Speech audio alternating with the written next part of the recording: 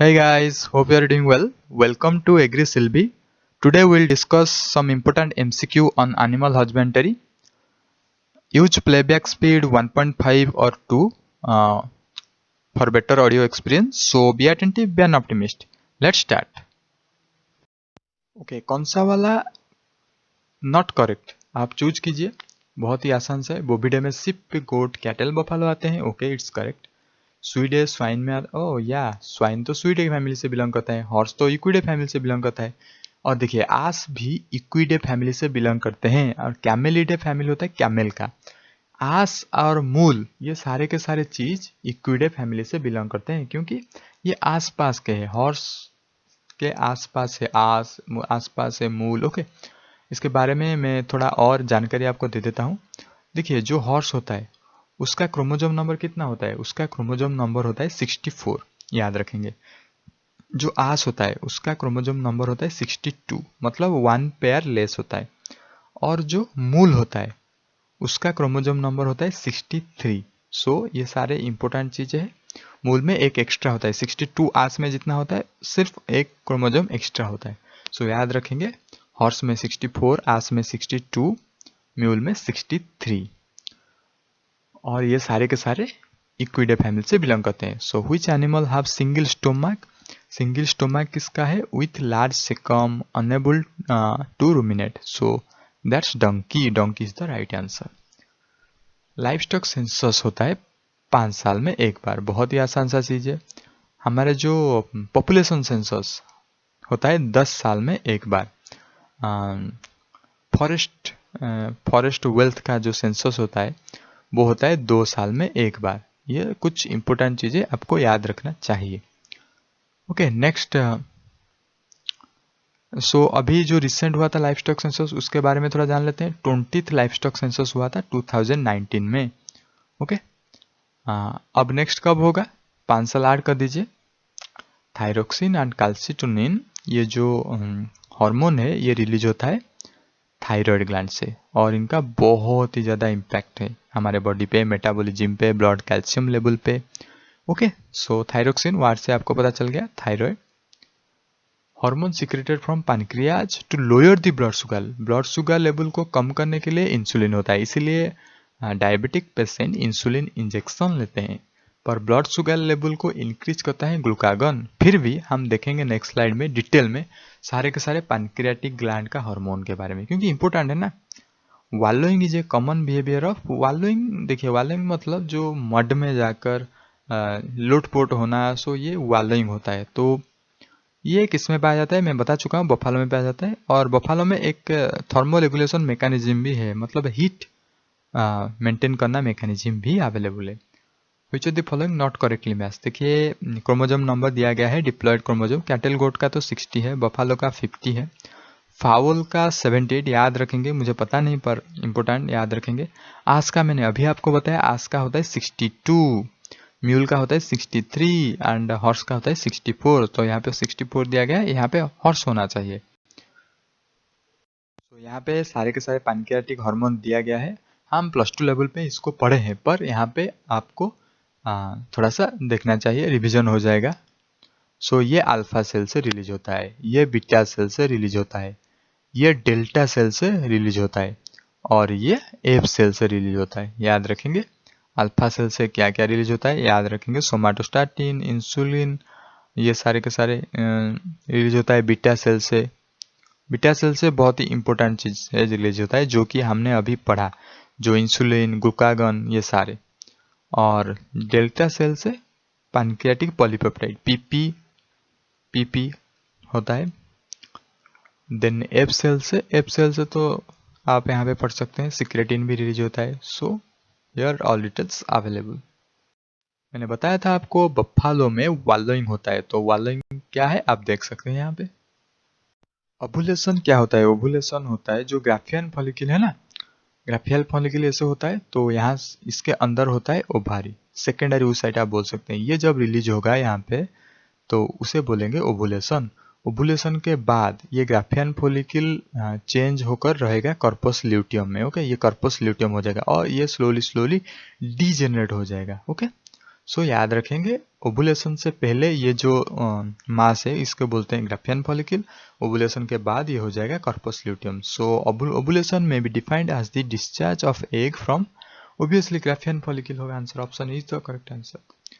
The uterine gland secrete uterine milk, yes.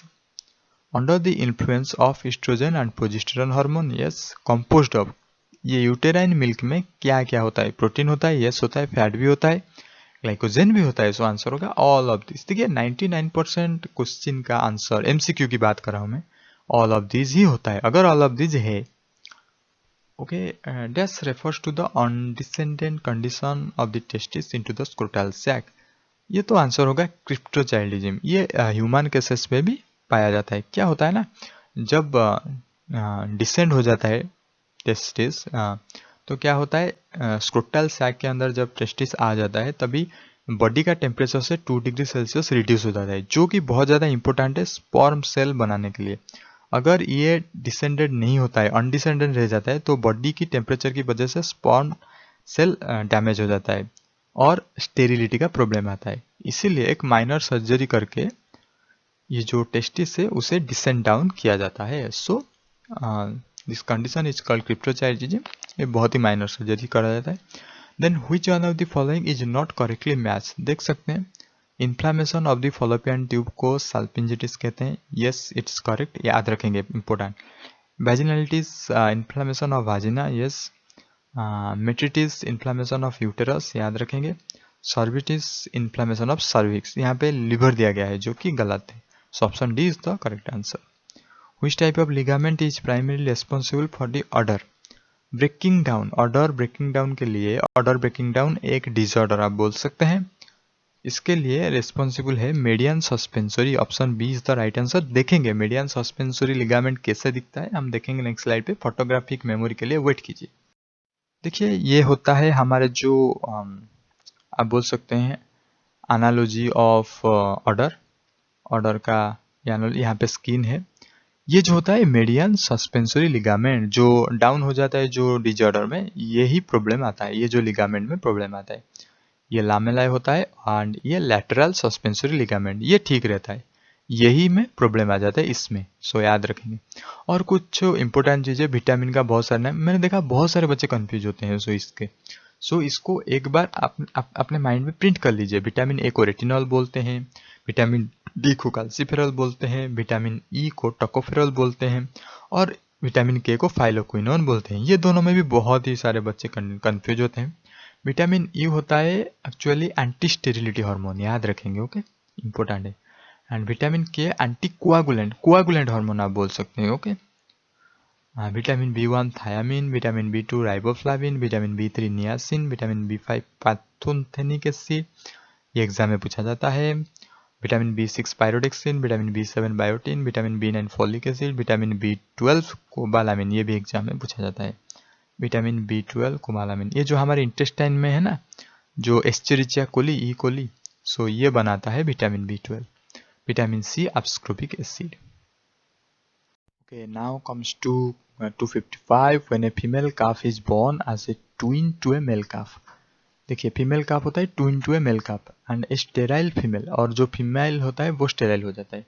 सो उसे बोलेंगे free Martin, neuter आप बोल सकते हैं। Failure of retractor penis muscle to relaxes and to allow the penis to extend from the sheath is known as impotentia coeundi, ये याद रखेंगे, okay. Cryptorchidism मैंने बताया था, undescended testis, scrotal hernia, hernia क्या होता है ना, जो स्क्रोटल सैक के अंदर अगर इंटेस्टाइन आ जाता है या फिर कुछ और ऑर्गन इंसर्ट कर जाता है, इन्वेस्ट कर जाए, तो ये होता है स्क्रोटल हेर्निया। फ्री मैटिन अभी हमने देखा, स्टेराइल फीमेल जब आएगा। सो चारों को चारों ऑप्शन हमने डिस्कस कर लिया। सो एग्जाम में जो भी आएगा आप क्लिक कर सकेंगे। The condition of persistent hymen, याद रखेंगे परसिस्टेंट हाइमेन होता है white heifer disease, initiation of milk secretion, lactogenesis, okay. Ergosterol is a precursor of vitamin D2। देखिए अभी हमने देखा था डी होता है कैल्सीफेरॉल और D2 हो गया तो फिर एर्गो कैल्सीफेरॉल, बहुत ही आसान सा चीज है।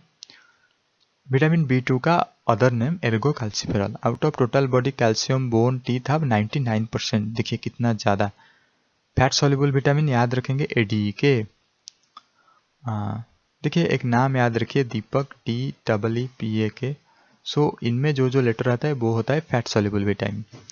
Length of dry period in well fed cow should be 40 to 80 days। So our last MCQ slide.